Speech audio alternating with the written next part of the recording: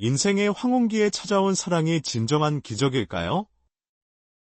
이미 모든 것을 포기했다고 생각했던 순간, 운명처럼 나타난 그 사람이 당신의 마음을 다시 뛰게 만들 수 있을까요? 오늘 들려드릴 이야기는 60대 중반의 한 여성이 경험한 놀라운 사랑의 기적에 관한 것입니다. 그녀의 이름은 박영숙. 남편과 사별한 지 8년이 지난 후 다시 찾아온 설렘과 그 첫날 밤에 벌어진 감동적인 순간들을 통해 우리는 나이가 단지 숫자에 불과하다는 진실을 깨닫게 될 것입니다. 박영숙은 서울 강북구의 작은 아파트에서 혼자 살고 있었습니다. 세 자녀는 모두 독립하여 각자의 가정을 꾸리고 있었고, 그녀의 일상은 매일 반복되는 단조로운 루틴으로 가득했습니다. 아침 6시에 일어나 간단한 체조를 하고 혼자서 아침 식사를 준비해 먹은 후 오전에는 텔레비전을 보며 시간을 보냈습니다. 오후에는 동네 한 바퀴를 산책하거나 마트에서 장을 보는 것이 전부였죠. 저녁 시간이 되면 더욱 깊어지는 외로움과 싸워야 했습니다. 빈 식탁에 혼자 앉아 저녁을 먹을 때면 남편이 살아있던 시절이 그리워졌고, 자식들이 어릴 때의 시끌벅적했던 집안 분위기가 간절히 그리워졌습니다. 그런 그녀에게 변화의 계기가 찾아온 것은 오랜 친구 정미경의 권유 때문이었습니다. 미경이는 지역 복지관에서 운영하는 등산 동호회에 참여하고 있었는데 영숙에게도 함께 나오라고 여러 번 권했습니다. 처음에는 거절했지만 미경이의 끈질긴 설득에 못 이겨 마지못해 따라 나서게 되었습니다. 그날이 바로 그녀의 인생을 완전히 바꿔놓은 운명의 날이었습니다. 등산 동호회에서 처음 만난 사람이 바로 이정호였습니다. 그는 은퇴한 중학교 교사로 65세였고 동호회에서 인기가 많은 인물이었습니다. 키가 크고 단정한 외모에 항상 온화한 미소를 지으며 누구에게나 친절하게 대했습니다. 특히 여성 회원들에게는 더욱 세심하게 배려하는 모습을 보였죠. 영숙은 처음에 그의 모습을 보며 의심스러운 눈길을 보냈습니다. 젊은 시절 남편의 외도로 깊은 상처를 받았던 경험 때문에 지나치게 친절한 남성들을 불신하는 경향이 있었거든요. 두 번째 등산을 하던 날, 비가 온 후라 등산로가 매우 미끄러웠습니다. 가파른 내리막길에서 영숙이 발을 헛디디며 넘어질 뻔했을 때 이정호가 재빠르게 손을 내밀어 그녀를 붙잡았습니다. 그러나 영숙은 그의 도움을 거절하며 혼자 일어서려 했고 결국 오른쪽 발목을 심하게 접질리고 말았습니다. 통증으로 일어설 수 없는 상황에서 이정호는 주저하지 않고 그녀를 업고 산을 내려왔습니다. 그의 등은 나이에 비해 의외로 단단했고 흔들림 없이 안전하게 그녀를 산 아래까지 데려다 주었습니다. 병원에 가자는 이정호의 제안을 처음에는 거절했지만 그의 끈질긴 설득에 결국 함께 병원에 가게 되었습니다. 진료를 받는 동안 그는 밖에서 기다려 주었고 진료가 끝난 후에는 택시를 불러 그녀를 집까지 안전하게 데려다 주었습니다. 집 앞에서 헤어질 때 그가 한 말이 영숙의 마음에 오래도록 남았습니다. 내일 아침 약 드실 시간에 전화드릴게요. 꼭 잊지 마시고 드세요. 오랫동안 누군가가 자신을 그렇게 걱정해준 적이 없었기에 마음 한구석이 따뜻해졌습니다. 다음 날 아침 정말로 전화가 왔습니다. 단순히 약을 먹었는지 확인하는 전화였지만 그 뒤로도 매일 같은 시간에 전화가 왔습니다. 발목이 완전히 나을 때까지 한 번도 빠뜨리지 않고 말입니다. 영숙은 그의 성실함에 조금씩 마음을 열기 시작했습니다. 병원에 갈 때면 어떻게 알았는지 이정호가 복지관 앞에서 우연히 마주치곤 했습니다. 어머, 정호 씨도 이쪽으로 가세요. 영숙이 놀란 척하면 그는 수줍게 웃으며 네, 마침 볼 일이 있어서 라고 대답했습니다. 병원 다녀오는 길에는 자연스럽게 시장에 들러 장을 보게 되었습니다. 이정호는 무거운 쌀 봉지를 들어주었고 영숙은 반찬거리를 골랐습니다. 이 무는 식감이 좋아 보이네요. 아니에요. 저건 줄기가 너무 굵어요. 이쪽이 더 맛있을 거예요. 소소한 대화를 나누며 장을 보는 시간이 이상하게 행복했습니다. 혼자 사는 노인에게 장 볼 일이 얼마나 있겠냐마는 누군가와 함께 고르는 재미가 있었습니다. 어느 날은 집 현관 앞에 신선한 과일이 담긴 봉지가 놓여 있었습니다. 누가 놓고 갔는지 쪽지도 없었지만 뻔히 알면서도 모르는 척했습니다. 그날 저녁 전화가 왔을 때 이정호가 말했습니다. 오늘 제철 배가 정말 맛있더라고요. 영숙 씨도 드셔보셨나요? 네, 누가 문 앞에 놓고 갔는데 정말 맛있더라고요. 그의 웃음소리가 전화기 너머로 따뜻하게 들려왔습니다. 매일 아침 7시. 영숙은 황혼의 동무들이라는 라디오 프로그램을 들었습니다. 노년층을 위한 음악과 사연을 들려주는 방송이었죠. 어느 날 아침 진행자가 말했습니다. 70대 남성 청취자께서 보내주신 사연입니다. 늦은 나이에 다시 찾아온 설렘에 관한 이야기인데요. 귀를 쫑긋 세우고 들었습니다. 사연 속 상황이 이정호와 자신의 관계와 너무 비슷했거든요. 등산 동호회에서 만난 여성에 대한 마음, 조심스럽게 다가가는 과정까지. 마지막에 진행자가 말했습니다. 서울 강북구에서 보내주신 이정호님의 사연이었습니다. 숟가락을 떨어뜨릴 뻔했습니다. 정말 이정호였던 거죠. 얼굴이 화끈거렸습니다. 다음 날 이정호가 전화로 제안했습니다. 날씨가 좋은데 복지관 옆 공원에서 점심 먹을까요? 설마 하는 마음으로 도시락을 준비했습니다. 김밥, 계란말이, 멸치볶음. 평소보다 조금 더 정성을 들였습니다. 이정호는 보온병에 생강차를 가져왔습니다. 공원 벤치에 앉아 도시락을 펼치는데 이정호가 조심스럽게 말을 꺼냈습니다. 혹시 어제 라디오 들으셨나요? 눈이 마주쳤고 영숙은 고개를 끄덕였습니다. 제가 용기가 필요해서 보냈어요. 영숙 씨가 들으실까 싶어서. 어떻게 제가 그 방송 듣는 줄 아셨어요? 지난번 같이 장 볼 때 라디오에서 나오는 노래 따라 부르시더라고요. 세심하게 자신을 관찰하고 있었다는 생각에 가슴이 따뜻해졌습니다. 소박한 도시락을 나누어 먹고 있는데 반찬통을 정리하던 중 그 속에 작은 손수건이 들어 있었습니다. 연보라색 바탕에 작은 꽃무늬가 수놓아진 것이었습니다. 제가 요즘 자수를 배우고 있어요. 서툴지만. 이정호의 얼굴이 붉어졌습니다. 손수건을 펼쳐보니 한쪽에 PYS라고 영숙의 이니셜이 수놓아져 있었습니다. 바늘 자국이 고르지 않고 투박했지만 그 정성이 더 소중하게 느껴졌습니다. 그런데 어느 날 충격적인 장면을 목격했습니다. 복지관 앞에서 이정호가 젊은 여자와 팔짱을 끼고 걸어가는 모습이었습니다.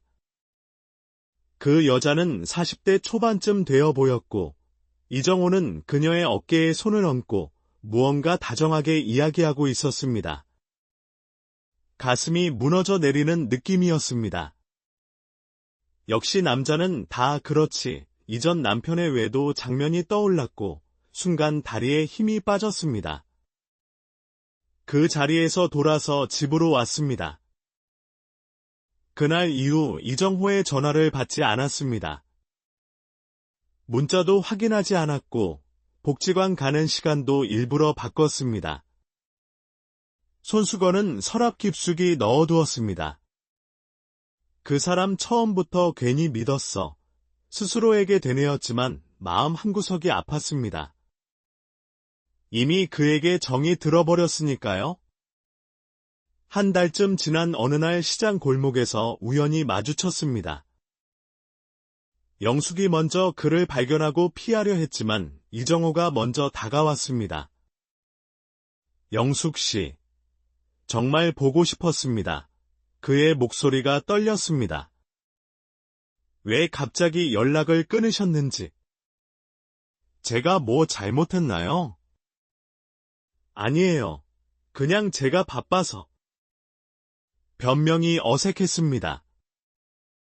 그때 그가 말했습니다. 혹시 지난번에 제가 며느리와 함께 있는 걸 보셨나요? 순간 가슴이 철렁 내려앉았습니다. 며느리? 네. 그 여자분은 제 며느리예요. 아들이 해외 출장 가서 손녀를 돌봐줄 일이 있어서 같이 다녔던 거였어요. 눈물이 나올 것 같았습니다. 오해였던 거죠. 자신의 좁은 마음이 만든 어리석은 오해였습니다. 죄송해요. 제가 함부로 판단해서. 고개를 숙였습니다. 이정호는 조심스럽게 그녀의 손을 잡았습니다. 영숙 씨, 이제 제 진심을 말씀드려도 될까요? 그날 저녁 그는 영숙을 조용한 카페로 데려갔습니다. 그리고 조심스럽게 가방에서 무언가를 꺼냈습니다. 이건 제가 영숙 씨를 처음 만난 날부터 만든 것입니다. 그것은 스크랩북이었습니다. 첫 페이지에는 등산동호회 단체 사진에서 오려낸 영숙의 모습. 그 옆에는 2023년 4월 15일 처음 만난 날이라고 적혀 있었습니다.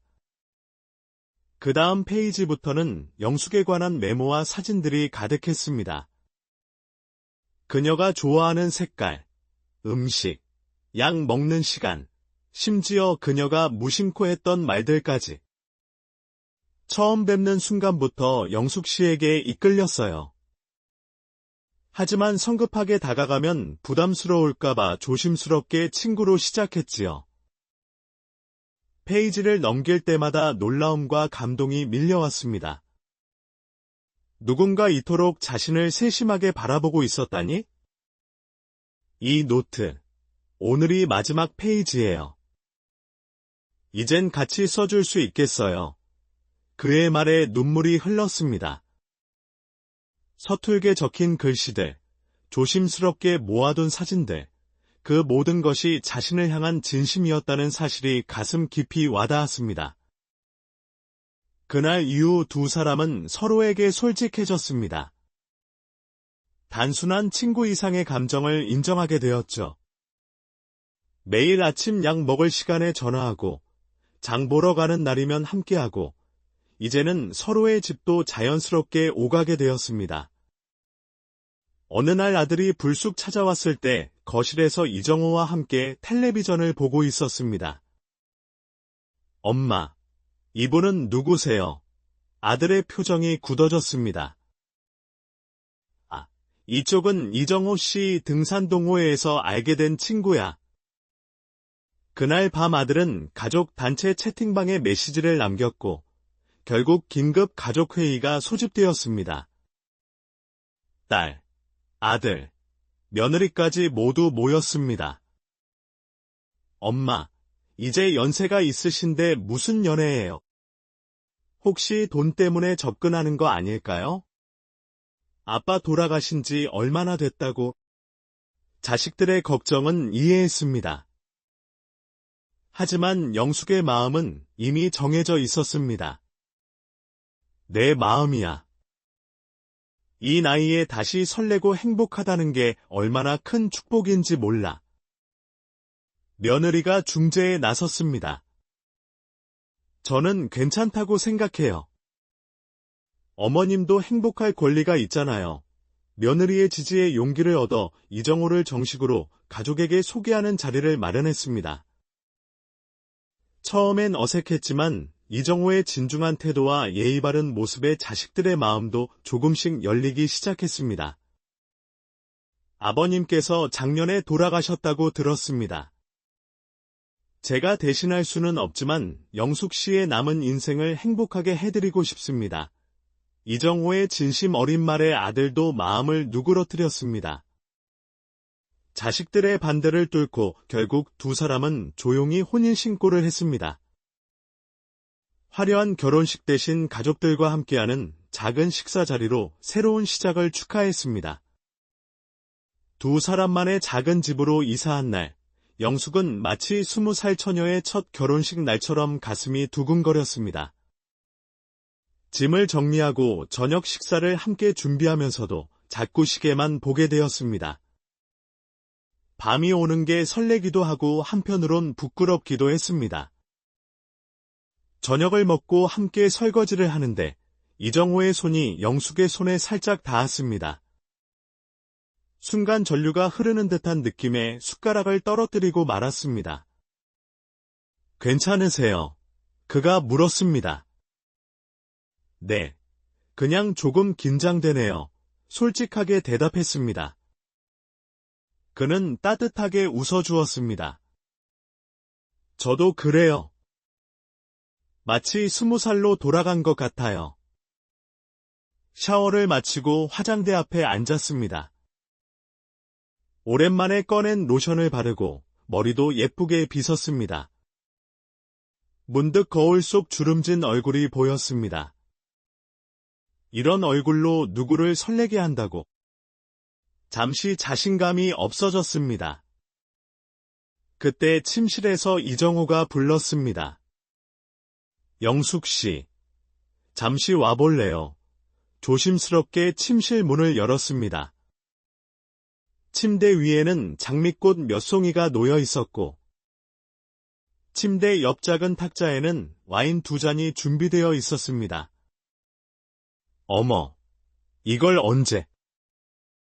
오늘은 특별한 날이니까 그가 살짝 부끄러운 듯 말했습니다. 와인 한 모금을 마시고 침대 가장자리에 나란히 앉았습니다. 손이 떨려 와인잔을 단단히 붙잡고 있었습니다. 이정호가 조심스럽게 영숙의 손을 잡았습니다. 긴장하지 마세요. 우리 그냥 편하게 이야기만 해도 좋아요. 그의 배려의 마음이 녹아내렸습니다. 서로의 젊은 시절 이야기, 좋아하는 것들, 앞으로 함께하고 싶은 일들에 대해 속삭이듯 이야기했습니다. 이야기를 나누는 동안 어느새 긴장이 풀리고 편안함이 찾아왔습니다. 잠자리에 들 시간, 이정호가 조심스럽게 서랍을 열었습니다. 영숙 씨, 이건 우리의 첫날을 위해 준비한 거예요. 그가 꺼낸 것은 새 스크랩북이었습니다. 표지에는 우리의 이야기라고 쓰여 있었습니다. 첫 페이지에는 오늘 날짜와 함께 2번째 인생의 시작이라고 적혀 있었죠. 이제부터는 우리가 같이 채워나가요. 그 순간 영숙의 눈에서 눈물이 흘러내렸습니다. 나이 들어 만난 사랑이 이토록 따뜻하고 소중할 줄 몰랐습니다. 침대에 나란히 누워 불을 끄고 난 후 그가 조심스럽게 영숙의 손을 잡았습니다. 어둠 속에서도 그의 따뜻한 손길이 느껴졌습니다. 가만히 누워 있는데 심장 소리가 귓가에 울리는 듯했습니다. 젊었을 때와는 다른 더 깊고 성숙한 설렘이었습니다. 영숙 씨. 그가 조용히 불렀습니다. 네? 행복하세요? 네. 정말 행복해요. 그가 조심스럽게 영숙의 이마에 입맞춤을 했습니다. 간단한 스킨십이었지만 온몸에 전율이 흘렀습니다. 이정호의 품에 안겨 그의 심장 소리를 들으며 이 나이에 이런 행복이 또 찾아올 줄 몰랐다는 생각이 들었습니다. 나이는 단지 숫자일 뿐, 설렘과 사랑은 나이를 초월한다는 걸 그날 밤 깨달았습니다. 두 사람은 서로의 온기를 느끼며 앞으로의 날들에 대한 기대와 희망으로 첫날 밤을 보냈습니다. 등산동호회 회식 자리로 돌아와 보니 모두들 영숙의 이야기에 귀 기울이고 있었습니다. 그래서 첫날 밤에 그이가 꺼낸 그 물건이 새 스크랩북이었던 거네요. 친구 미경이가 물었습니다. 네. 그이가 그 노트를 꺼내는 순간 제 마음도 첫 장부터 다시 써내려가기 시작했어요. 회식 자리에 친구들이 부러운 눈빛으로 바라봤습니다. 여러분, 나이가 들어서도 사랑은 설레는 겁니다. 혼자였던 하루하루가 누군가와 함께하는 기록이 되는 기쁨. 살아보니 그게 사랑이더라고요. 그날 저녁 이정호가 마중 나왔습니다. 멀리서 그의 모습을 보는 순간 아직도 가슴이 설렙니다. 두 사람은 손을 잡고 마트로 향했습니다. 내일 아침 함께 먹을 식사 재료를 사러 말입니다. 그들의 등 뒤로 저녁 노을이 물들고 있었습니다. 어쩌면 인생의 황혼이라 부르는 이 시간이 또 다른 아름다운 시작일 수 있다는 걸 이제야 알게 되었습니다. 요즘 영숙과 이정호는 매일 아침 함께 일어나 간단한 체조를 하고 함께 아침 식사를 준비합니다.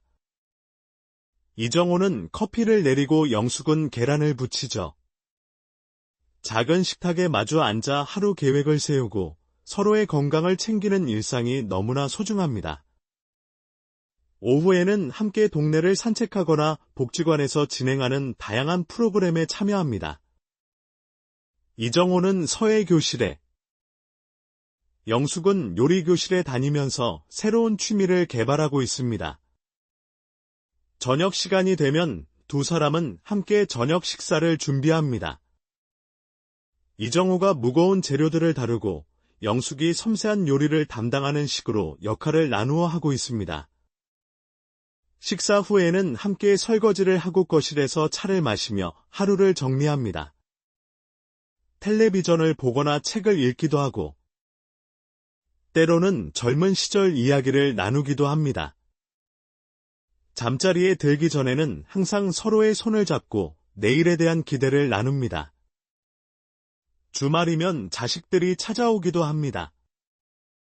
처음에는 어색해했던 자식들도 이제는 이정호를 가족처럼 대합니다.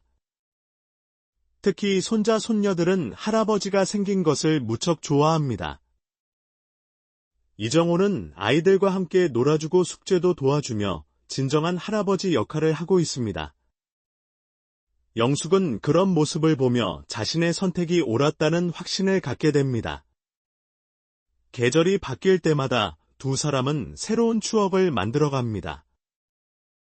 봄에는 벚꽃 구경을 하고 여름에는 시원한 계곡에서 발을 담그며 더위를 식힙니다. 가을에는 단풍 구경을 하고 겨울에는 따뜻한 온천에서 몸을 녹입니다. 매 순간이 새롭고 특별합니다. 젊은 시절에는 바쁜 일상에 쫓겨 놓쳤던 소소한 행복들을 이제야 제대로 느끼고 있습니다. 두 사람은 또한 함께 새로운 도전을 하기도 합니다. 이정호의 제안으로 댄스 교실에 등록했고 영숙의 제안으로 여행 동호회에도 가입했습니다. 나이가 들어서도 계속 배우고 성장할 수 있다는 것을 서로에게서 배우고 있습니다.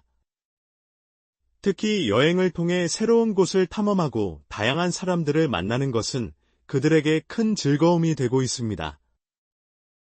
건강관리도 함께하고 있습니다. 매일 아침 함께 걷기 운동을 하고 정기적으로 병원 검진을 받으며 서로의 건강을 챙깁니다.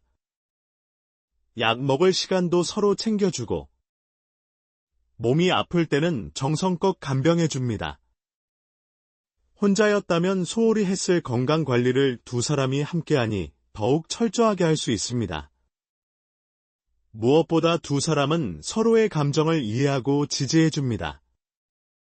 가끔 과거의 상처나 걱정이 떠오를 때도 있지만 서로의 이야기를 들어주고 위로해주며 극복해 나갑니다. 나이가 들어서 만난 사랑이기에 더욱 소중하고 깊이 있는 관계를 만들어가고 있습니다. 젊은 시절의 열정적인 사랑과는 다른 성숙하고 안정된 사랑을 경험하고 있습니다. 이웃들과의 관계도 좋습니다. 처음에는 나이 들어 재혼한 것을 이상하게 보는 시선도 있었지만 두 사람의 진실한 모습을 보며 점차 인정하고 축복해주고 있습니다. 복지관에서도 모범적인 부부로 인정받고 있고 다른 어르신들에게 용기를 주는 존재가 되고 있습니다. 두 사람은 앞으로의 계획도 함께 세우고 있습니다. 건강이 허락하는 한 더 많은 곳을 여행하고 싶어하고 자식들과 손자, 손녀들과 더 많은 시간을 보내고 싶어합니다. 또한 자신들의 경험을 바탕으로 비슷한 처지의 어르신들에게 도움이 되는 일을 하고 싶어합니다.